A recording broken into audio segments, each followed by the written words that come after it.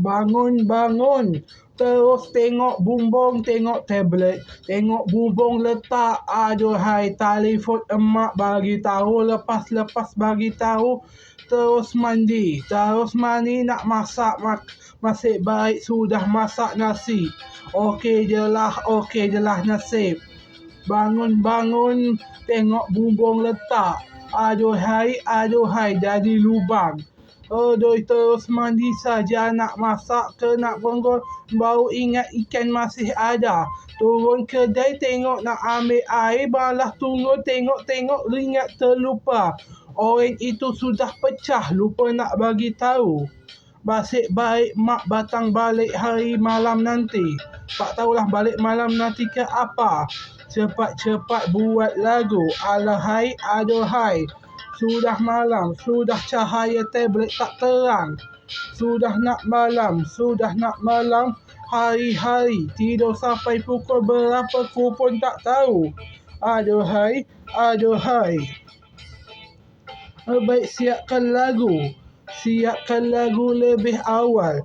Okey je lah. Ini nak cari kerja lagi susah. Ini tunggu orang betulkan bumbung bila. Sapu habuk di bilik. Tikus tak habis ada. Tangkap punya tikus, pelangkap tikus sudah berhabuk.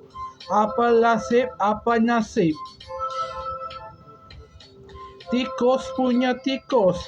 Aduhai.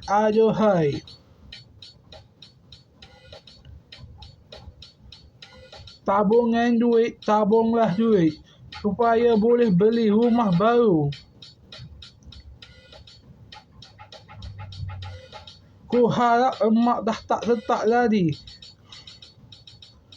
Ku harap mak letak je roti di amari macam orang lain buat. Supaya okey je lah. Janganlah letak tempat makanan kat tempat tertutup. Kerana anak muda zaman sekarang dah tak suka makanan tertutup. Okey je lah. Budak zaman sekarang dah tak macam dulu. Kerja keras. Tengok depan baru beli.